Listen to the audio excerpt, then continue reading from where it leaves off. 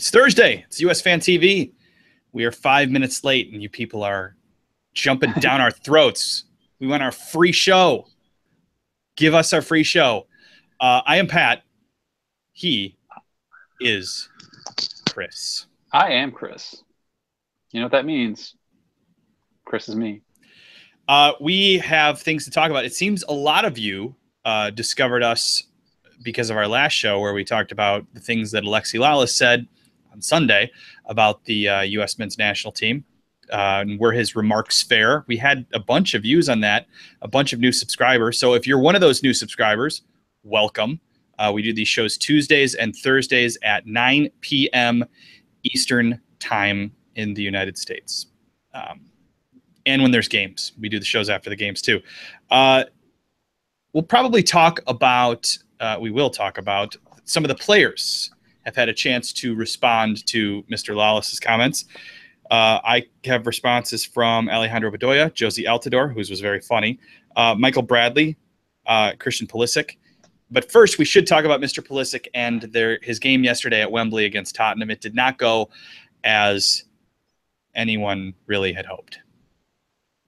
Yeah, the team that I'd never heard of actually ended up winning that game. Now, rather unfairly, I should say, I don't know why it's always up to me to say something about the referee, but in this case, Dortmund did score 2 goals. There were 2 goals that were legally, and they were brought back. I mean, Pulisic had one of them, at least, and had an assist on another. At least on the Pulisic goal, there's an argument. Now I can't remember what the other one is. The Pulisic goal, there's an argument to be made that because Aubameyang was offside, but he did drop out of the play. So at least it's true. I mean, he did at least make a play on the ball, and then it's like he realized that he was offside and he couldn't do it, or maybe Pulisic said something. I don't know, but he's like half in to kick it, and then he like pulls his leg back, swings on it, and then Pulisic takes it and scores.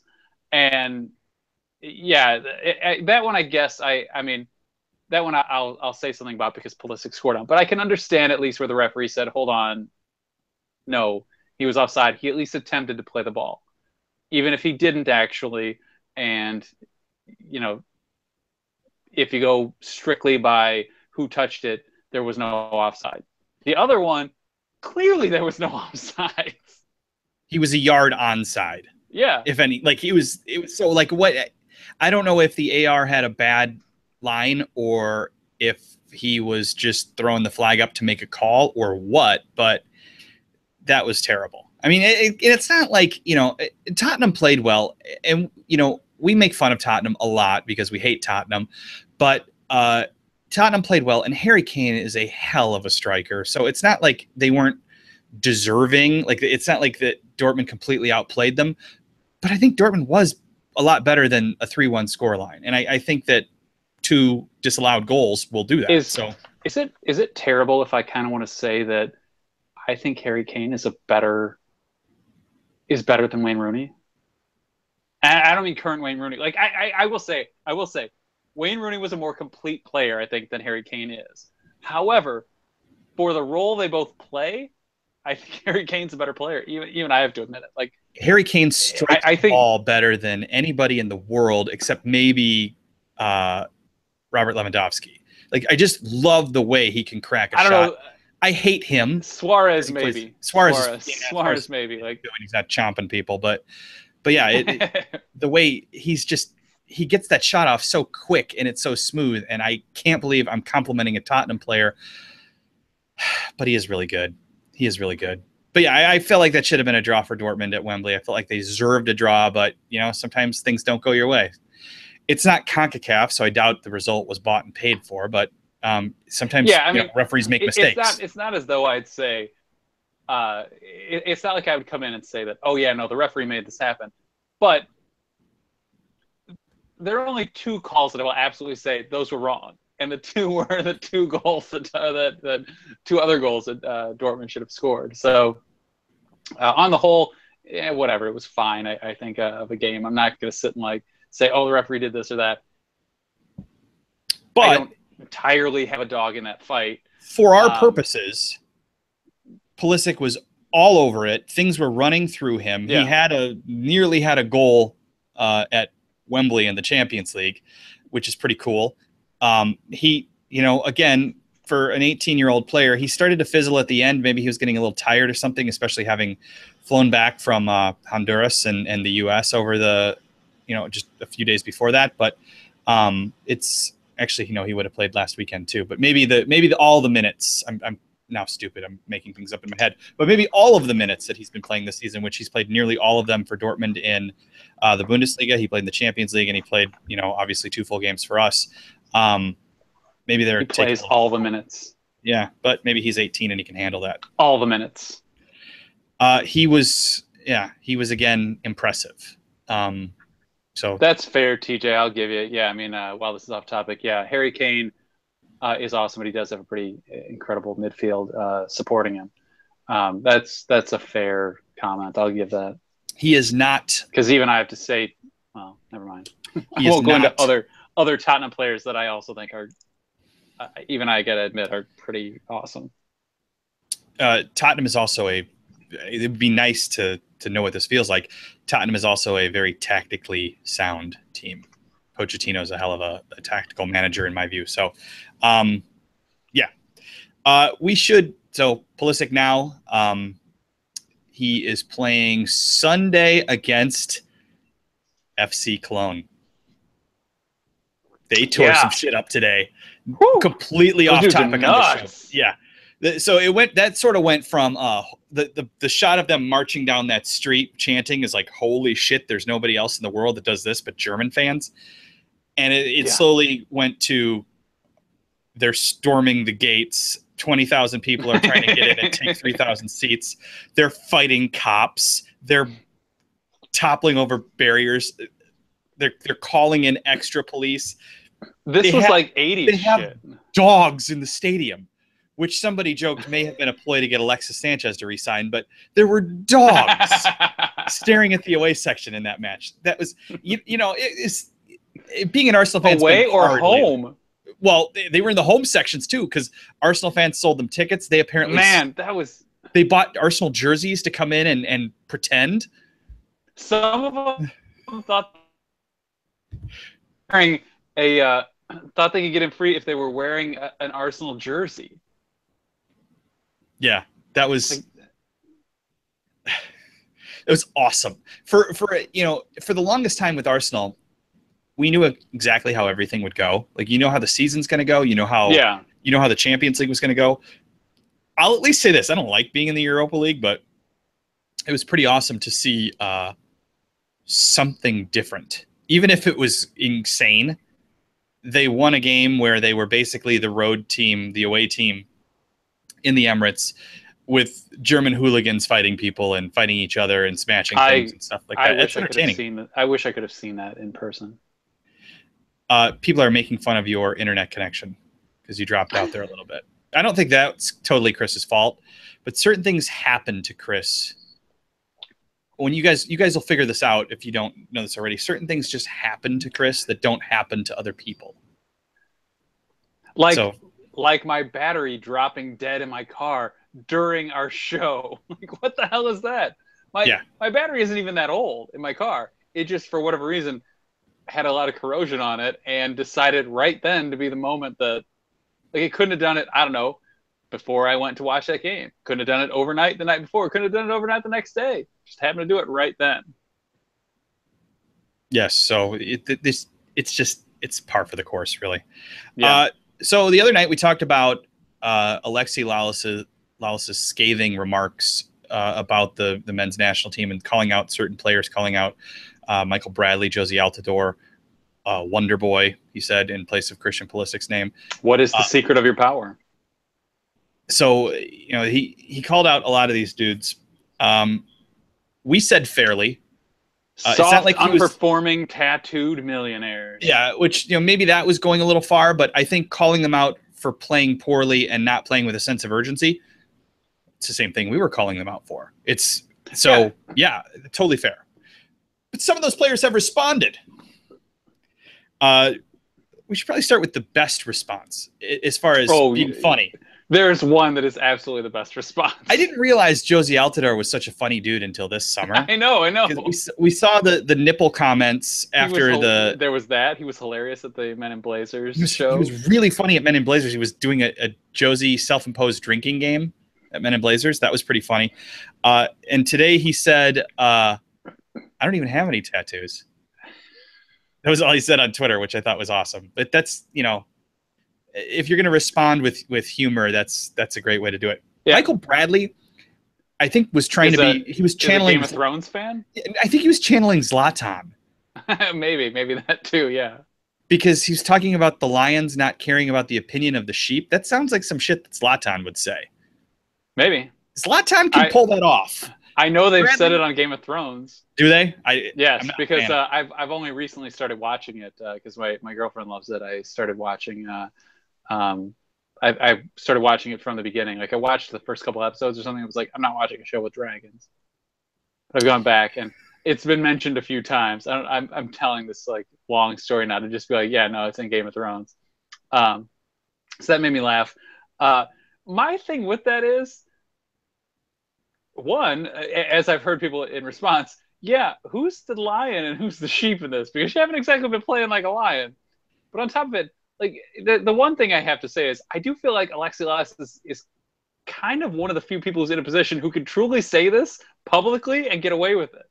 Like, I watched Max Bretos and Herculez Gomez talk about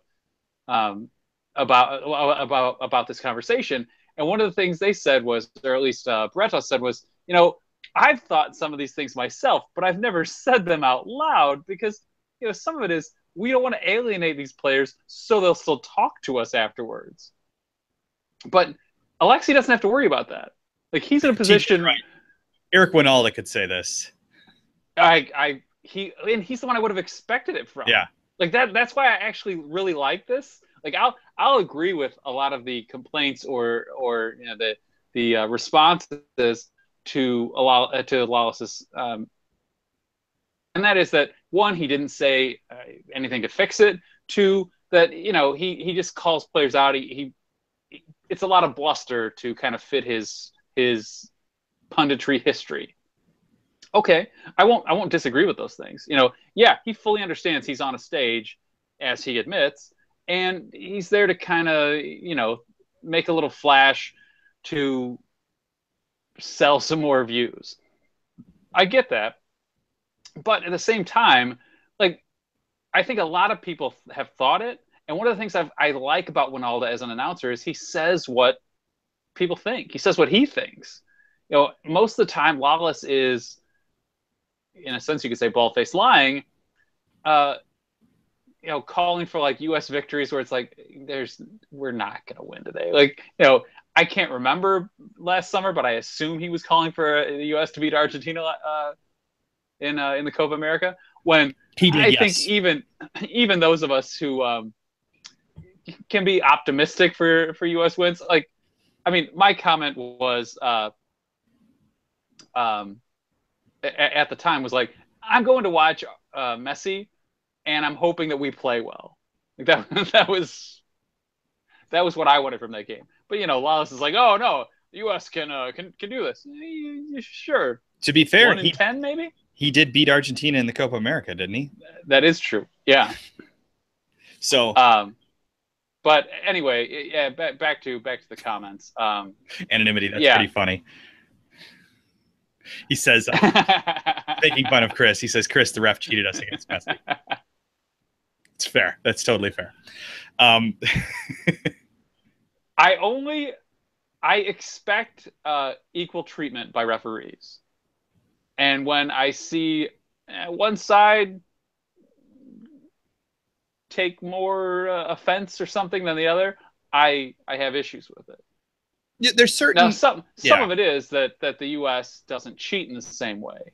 It might help us in many cases if we dove more, like Mexico does, like Costa Rica does. If we threw a few more elbows or stepped on a few more shins, or that's the type of stuff that we talk about. Oh, I forgot to post, take a picture and post that article I wrote in college 20 years ago about how the U.S. should play more, should effectively get dirty in the way it plays. that this is what we need. We are to all compete. waiting for that. I forgot all about it. So I'll have to do that. Remind me when this is over. Anyway, that's off topic. Back to the players' discussion. Alejandro Bedoya. Bradley, yeah. Are we done with Bradley? We gonna Lions and Sheep? I mean, it was funny. You know, I think like a lot of things, he tries to be subtle even if he isn't. And so, you know, he was kind of saying, yeah, Alexi can go to hell, but he's not going to come out directly and say something like that. So he makes a comment like that. I don't know. I mean, whatever. I can understand why, as a player, you're going to write this off. You're certainly not going to go, yeah, well, he had a right to tell us that. But so it's funny, I guess, for him to, talk like Zlatan or Game of Thrones, but like a Lannister. But whatever. On to Bedoya. Bedoya was, you know, if anybody's going to just pick a fight and jump down somebody's throat for saying something, it's Alejandro Bedoya. And he had like the most subdued response, which is completely out of character for him. I don't know if he's on medication or something, but he was like, yeah, I think he just wants us to play better. Yeah, that was the point. Maybe, maybe because there wasn't drinking involved, or maybe actually, because Bedoya didn't play the last couple games. Bedoya's happy. Yeah, they sucked. I wasn't there. Yep. So yeah, pretty sly, Ali. He's a smart dude. And Wonder Boy said he's not losing sleep because he's 18 and he isn't going to get crazy controversial, but he's confident in himself and he's just going to say something, which is almost like saying nothing. So, well, and in a sense, to somebody like Pulisic, who says he really knows who Alexi Lalas is? You know, like, I mean, come on. Of course he knows him, but he probably knows him as like a commentator. He has no memory of him as a player, that's for sure. No, he would not. To him, he's probably just a loudmouth media figure. So I doubt he does take any real care of this. You know, sort of like if he watched us for 5 seconds, because I mean he's a regular viewer. But you know, when he watches and we say something negative, I'm sure he's like, those couple of idiots. And he's not wrong, but yeah. Pulisic was born in September 1998. So after the France World Cup, he turns 19 next week, I think. Yeah, he turns 19 next week. After the France World Cup, and he never was alive for Michael Jordan playing for the Chicago Bulls. That's crazy to me to think about. Which, yeah, we've talked about this before, but I think maybe now we should briefly talk about it again. We're old by his standards. He is technically closer in age to my 6-year-old than he is to me, which is insane. And I could technically be his father, which I am not.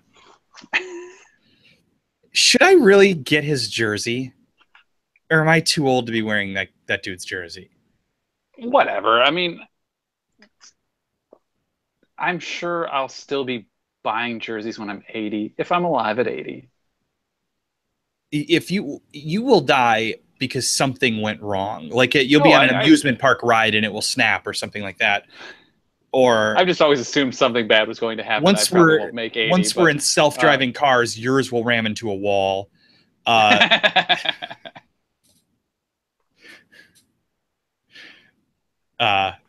You know, I guess we could do a paternity test, but I can definitively tell you that I am not Christian Pulisic's father.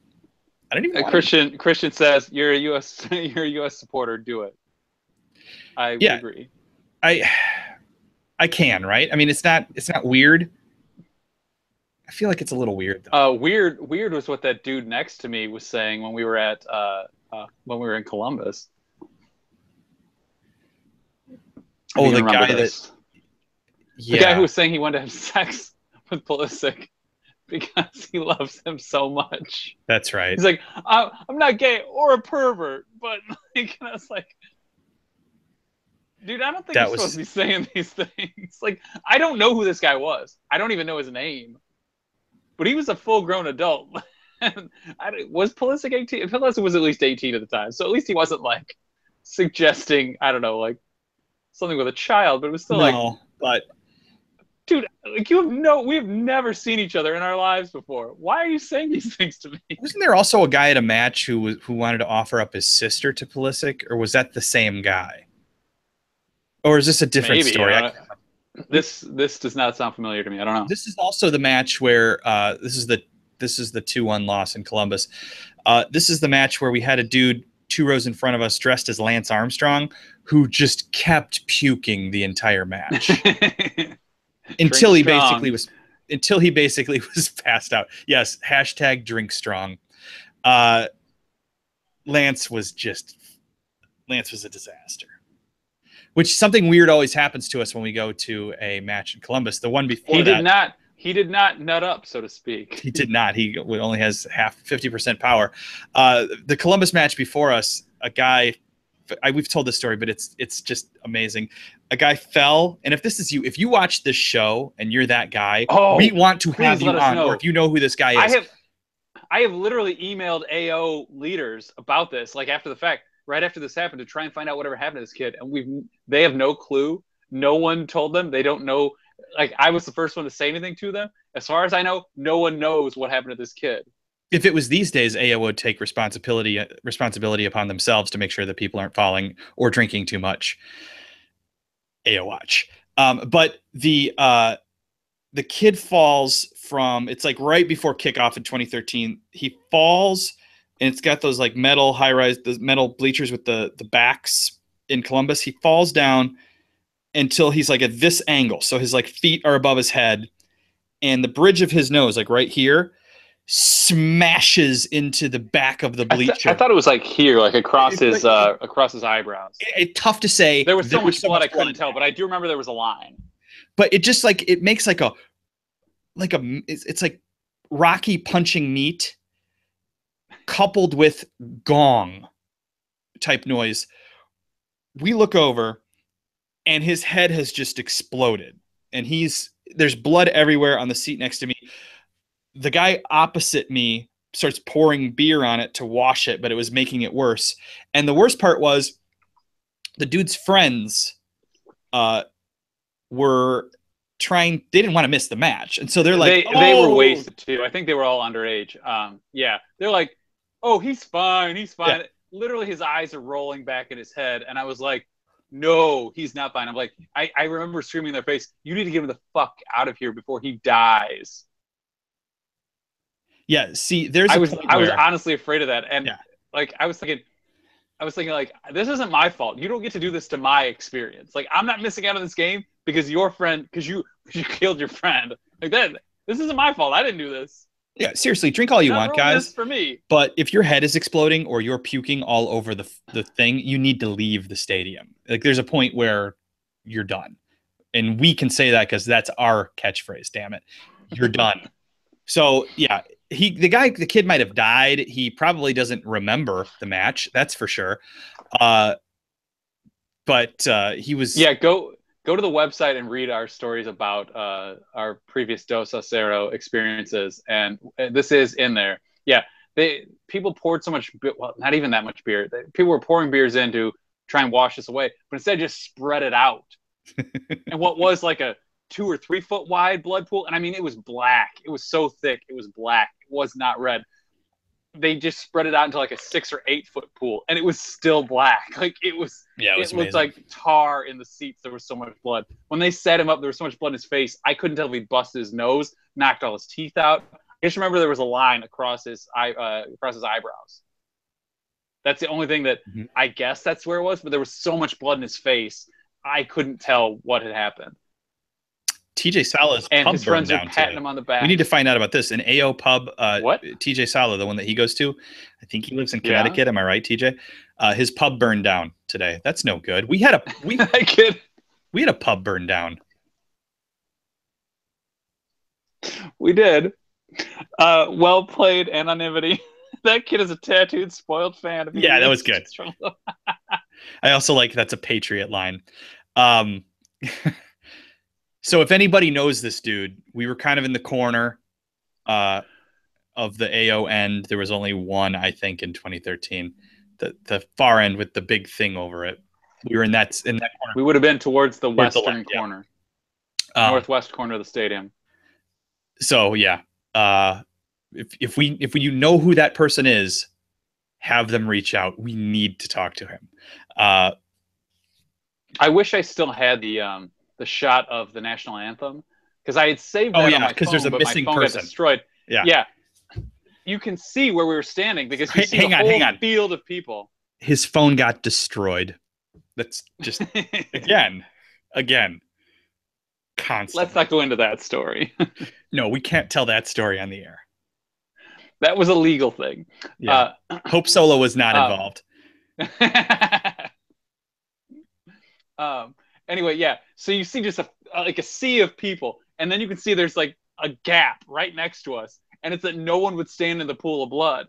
So there's like there's a hole right in the middle of the section, and that's where we were because nobody wanted to stand in this pool of blood from this stupid kid. There it is. People want to tell the story. No, he really can't. There's a lot of factors going on. We wouldn't want to post that story on Facebook or anything. I will tell it individually if we ever meet. I'm not telling it on the internet. Sorry. Good thing we weren't doing the show back No. No. I have nothing else on the sheet, and this has come off the rails. Does anybody have any like regular life questions or anything? One thing. This was a real part of our discussion before we get so sidetracked. Why were we talking Hercules Gomez? Oh yeah. I don't remember. Hercules Gomez. I really like what he had to say. Excuse me. I actually think maybe we should try and get him on to talk about this. Like, his response to all this was that he understands Alexi's statements and he does see value in them. He doesn't think that like he should have been calling out individual players.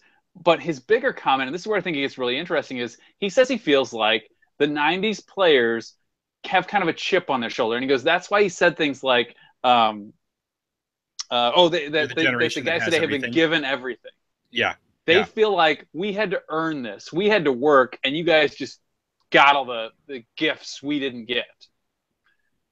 And I suppose there's some truth to that.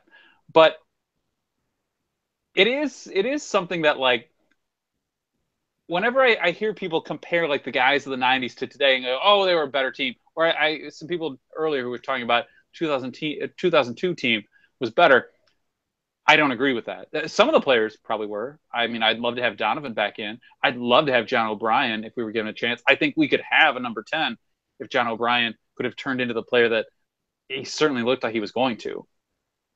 The kind of number 10 that we've just never had. The best chance maybe right now is Pulisic. But I think give us what JOB kind of had the potential to become, and then let Pulisic play out wide where you can take some of the heat off each of them, and you have a guy who can distribute, who has vision, who can play the ball, and then you have somebody who can dribble it like Pulisic can. But anyway, whatever. My view is those guys they had to carry a lot of weight that guys since then don't. But because of that, and I think this is common all over, they feel like today's guys are just weak and soft, and they're just here to be pretty and stuff. And sure, yeah, there are changes, like societal changes that have made things the way they are. But the idea that, I don't know, they're just pampered or something, I think is, even if it's true, it's only based on, yeah, but back then, like, there was nobody to allow you to be pampered before that. I mean, yeah, it's nothing like the days when Lalas was on a plane and some woman asked him what he did, and he said, I play soccer for the United States. And she goes, okay, what do you do to get paid? And he was like, I'm a soccer player for the United States. Yeah, that's not a thing. Like, these guys don't fly next to an old woman who doesn't know who they are anymore, unless she's paying $1 million to sit in first class. I don't know. The MLS guys have to fly coach during the maybe yeah, season, true. MLS guys, yeah. I always love that. Like flying you're on Southwest, you're in boarding group B or whatever, and you can't like sit by each other. Like Landon Donovan's getting a middle seat. So ridiculous. Yeah. What else, guys? Have we hit the end of the line with this one? We had such a good show on Tuesday. It did so well. I was so happy with it. And this is what happens, you know? Like, this is what happens. Oh, we should tell you, next Tuesday, I will be late to the show. So this means Chris will have to push the buttons and get it started. So I probably won't be late to the show. Been able I'll to probably do it end up doing it.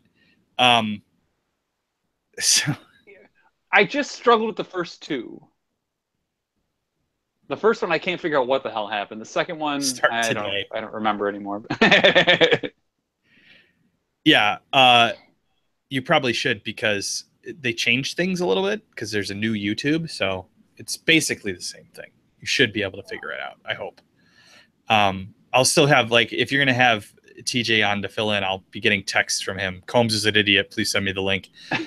Because you're like, I don't know what you're sending. The link him. I've sent him 500 times. No, I think you're sending it to like one of his old emails or something. He claims he's not getting it. So, Ardavdo, I can't figure out if that's supposed to be a name in short or whatever. Ernie Stewart, okay.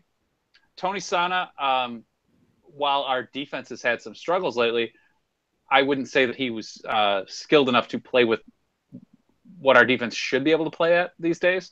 McBride, I don't know that I'd put McBride over like Altidore anymore, and they're kind of similar-ish players in the way that they're played. McBride is more of a better hold-up player than Jozy is. That's not really, I think, what Jozy should be doing. But in terms of skill, I think Jozy probably has better feet. Even if McBride definitely has a better head. Reyna. McBride did way better in England, I'll say that. Reyna was awesome. Absolutely, yeah. I mean, that was the one thing I was trying to think, like, you know, would I give McBride the nod there because he was certainly better in Premier League? All right, well. Jozy doesn't have a pub named after him. That's true. Anyway, Reyna. My issue is Reyna was incredibly talented, but he was so slow.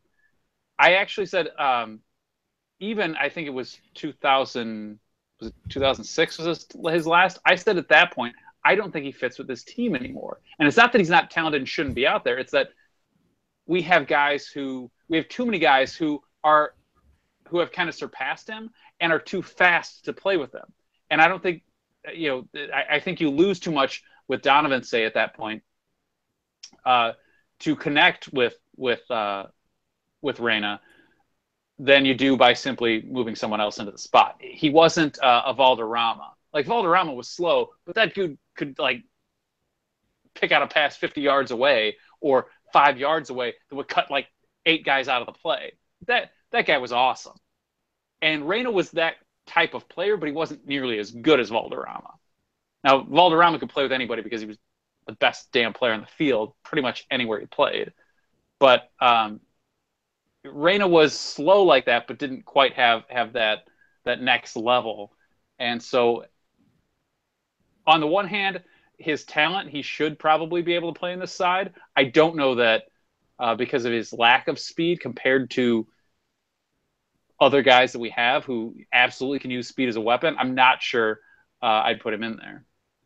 To me, he'd be a second Bradley in there, and I actually consider Bradley a better all-around player. Now, they're different players, but I still consider Bradley, at his peak, a better player than Reyna was, even at his. That was absolutely I don't know that they're more skilled than the current team, but that was absolutely my favorite U.S. team. Yeah. Ever. Oh, I mean, until we've surpassed them in a World Cup, I don't think you can say that another team has been better than them. But I do think, like truly, if you're going to compare based on results, who can you give it to? And I don't think it's fair to give it to the 1930 team, whatever the hell it was, because whatever. Like, the World Cup back then didn't mean anything. You know, we sent scrubs effectively. Like, it was like, well, who wants to play in this team in this World Cup? Yeah. 1950 was the first World Cup for all intents and purposes where teams were taking part. Like it's after they skipped it during the war. After the war, they came back and it was in Brazil. Brazil lost, which was up until that point the worst Brazil fuck up at home during a World Cup ever. That has been surpassed. Maybe not in their minds, but definitely in the scoreline. But yeah, that's. Thank you. Oh, go ahead. That's all I have to say about that. I'm hitting the end of the show here, I think. Thank you, Hey Duke Forever.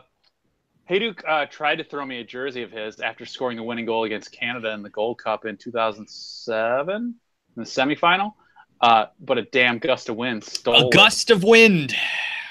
Yeah. My phone it was exploded. Just like my car is on fire. He was looking at me through his jersey. It's coming right at me. And 6 inches from my fingertips, a gust of wind goes whoosh, and it flies over. And there was a woman next to me, and I didn't want to tackle her, but her husband didn't mind tackling her, so he got it instead. He just skateboards around Columbus now, doesn't he? Is that what I'm picturing? I think so. Like, you have the chance if you're in Columbus, he just might go skateboarding by. That's at least what I'm led to believe. Is he Poochie? Kinda. Kinda. Gust of wind, nature's battery. It's nature's corrosion. Oh, Christian wants to know what we think about the new format for drawing the groups for the World Cup. Based on what I was looking at, it looked kind of similar, didn't it? I didn't fully read the article, I'll be honest. So I'm not fully informed on this topic, and there may be something different, but from what I understand, it goes based on your FIFA rankings, more or less. So yeah. They're gonna make we're gonna be important again in like the third group, which means we're gonna have like Germany and I don't know, Brazil in our group or something like that again. So it'll be. We have the chance of being in a group of death again. It'll be a group of death. I mean, it always make the World Cup. Like, yeah. Like, when do we not get in the group of death or a group of death in a World Cup? I mean, we'll have Ghana, because why wouldn't we? We'll have that'll be the group. Is Ghana gonna make the? Heck, I understands articles without reading them. Yeah, I skimmed it about 5 minutes before doing the show, so I'm completely uninformed on this. But yeah, Ghana isn't going to make the World Cup. That's good news for us. We couldn't play Australia because we may be playing them in a month and a half. 2 months, I guess, right about now. Yes, Australia or Syria. One of us would be making it, the other would not. That'll be when Syria wants to play at home, too. Yeah, we're gonna have them at home. You're gonna come play here. I think they can't. I think that's FIFA mandated because they were actually going to be removed from it's World Cup qualifying unless they found a place at the last moment, which probably means it was past the last moment, but it's FIFA, so someone paid a little money and it happened. Malaysia took them on. So if you go to Kuala Lumpur, you can potentially watch the U.S. play. How did it end up that Malaysia took them on? I wonder. I don't know, but apparently they have one of the largest the stadium in Kuala Lumpur. It's like one of the largest in Asia or something like that. I was looking this up as I was looking at what would it take. Say we have to play Syria in the playoff. What would it take to go watch? You're unfamiliar with that Kuala Lumpur is large? Or the stadium is large? You said? No. The stadium. The stadium is large. The stadium is like one of the largest in Asia, apparently. And I was like, are there what is the Malaysian league that big? Like, what goes on that they need an 80,000 seat stadium or something like that? Sports, events. The Rolling Stones might go play there. I don't know. All right, this is USfanTV. We have a website. It's USfanTV.com, and we have Twitter and Facebook and Instagram, and they are all USfanTV. So that's simple enough. We hate Snapchat, and we're not doing it. That's it. We're just not. Maybe it's because I was trying to use Snapchat that we've determined we hate Snapchat. Maybe it's because, Snapchat, battery, gust of wind.